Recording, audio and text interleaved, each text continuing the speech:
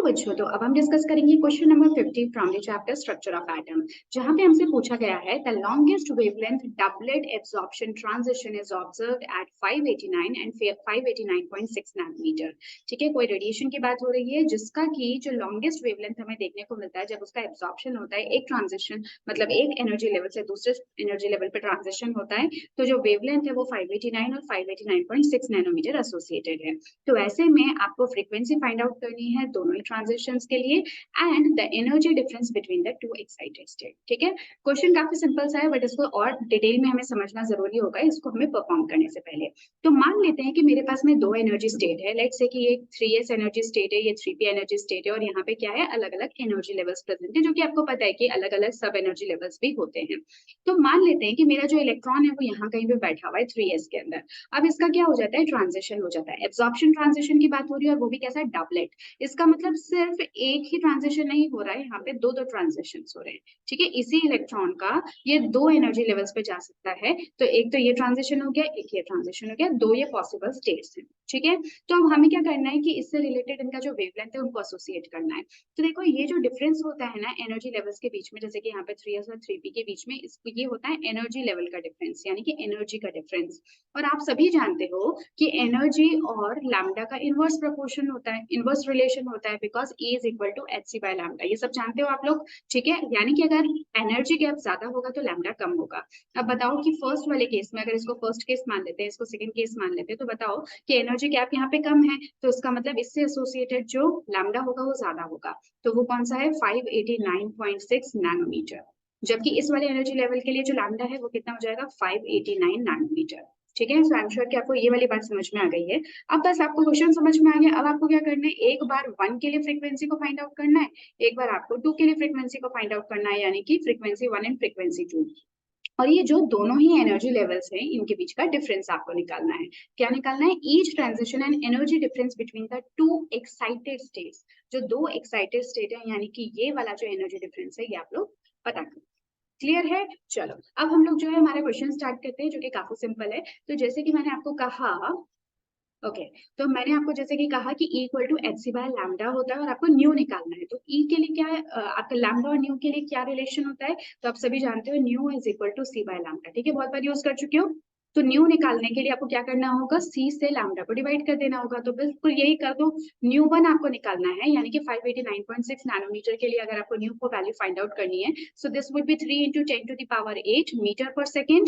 सही है बात, क्योंकि लाइट की यही वाली वैल्यू होती है, लाइट की स्पीड की। और जो लैम्डा है वो देखो इससे एसोसिएटेड कितना है, सो दैट इज 589.6, लेकिन नैनोमीटर्स में है तो इसको हम 10⁻⁻9 से मल्टीप्लाई करना पड़ेगा ताकि ये मीटर में कन्वर्ट हो जाए। ठीक है, इसको आप लोग सॉल्व करो।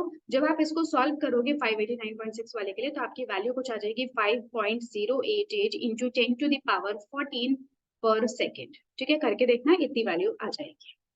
इसी तरह से एग्जैक्टली आप न्यू 2 निकाल लो, तो न्यू 2 के लिए भी ये फॉर्मूला यूज करोगे, 3 इंटू 10⁸8 मीटर पर सेकेंड।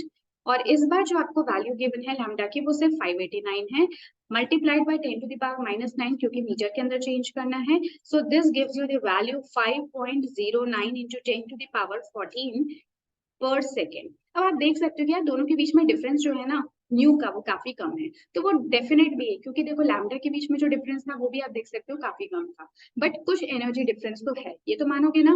तो कुछ एनर्जी डिफरेंस उसको कैसे कैलकुलेट करोगे, तो देखो एक और फॉर्मूला हम लोगों ने पढ़ रखा है एनर्जी डिफरेंस कैलकुलेट करने का। वो क्या होता है, delta E is equal to H nu, पर यहाँ पे तो फ्रीक्वेंसी भी अलग अलग है, तो ये क्या लिख दोगे, डेल्टा न्यू। ये कहाँ से आया है फॉर्मूला, ये हम लोग बोलते हैं ना E is equal to H nu, ये वही वाला फॉर्मूला है, energy is equal to H nu. But अब आपको एनर्जी डिफरेंस निकालना है, तो आपको एच तो कांस्टेंट होता है और फ्रीक्वेंसी का भी डिफरेंस लेना पड़ेगा। ठीक है, तो इसी को फर्दर अगर लिख दो तो delta E is equal to H. अब देखो हायर फ्रीक्वेंसी किसकी है, सो वो आप देख सकते हो न्यू 2 की है, सो न्यू 2 माइनस न्यू 1, क्योंकि एनर्जी डिफरेंस जो है उसको नेगेटिव में आने का कोई सेंस नहीं बनता। ठीक है, अब आप यहाँ से डेल्टा E को कैलकुलेट कर लो। सो H कितना होता है, 6.6 इंटू 10⁻⁻34 जूल सेकेंड। और बताओ फ्रीक्वेंसी कितनी गिवन है, सो फ्रीक्वेंसी जो आई हमारी न्यू 2 की वो है 5.09 इंटू 10⁻14 को मैं कॉमन ले लूंगी, क्योंकि वो दोनों तरफ ही आपका 10⁻14 प्रेजेंट है। ठीक है, माइनस 5.088 इंटू 10⁻14। क्लियर है ये वाली बात। और ये जो आपका आता है ना, ये पर सेकंड के अंदर आता है क्योंकि ये फ्रीक्वेंसी है। सो आप देख सकते हो कि पर सेकंड और सेकंड यहाँ से कैंसिल हो गए। अब आप इस पूरे को सॉल्व कर लो तो कितना आ जाएगा 6.6, 5.09 में से 5.088 अगर माइनस करोगे तो आपका आ जाएगा 0.005 multiply 10 to the power of -34 और यहाँ पे कितना है 14 है, मतलब -10 आ जाएगा। अब आप इस पूरे को सॉल्व कर लो, तो जब पूरा का पूरा आप सॉल्व कर लोगे तो आपका एंड में आंसर जो है वो आ जाएगा 10 to the power of -22 joules. ठीक है, इतना कुछ आपका आंसर आ जाएगा, एक बार ट्राई करके देखना। So this was your question number 50। So I am sure कि सिंपल था, बट यहाँ पे इस क्वेश्चन को समझना बहुत इंपॉर्टेंट है क्योंकि क्वेश्चन में कुछ ऐसा दे रखा है जो कि है डबलेट एब्जॉर्प्शन ट्रांजिशन।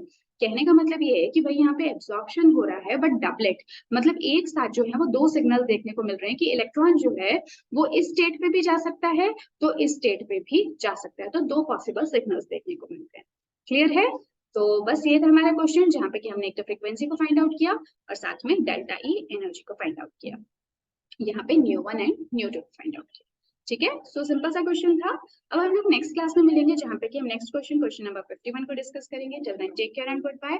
और साथ ही साथ अगर आपको कहीं पे भी किसी पॉइंट में दिक्कत आती है, कंफ्यूज रहते हो या कोई कॉन्सेप्ट पूरी तरह से समझ में नहीं आता है, तो उसके लिए प्लीज आप मुझे कॉमेंट सेक्शन में बताइए, मैं उस पॉइंट को वहीं पे क्लियर कर दिया करूंगी।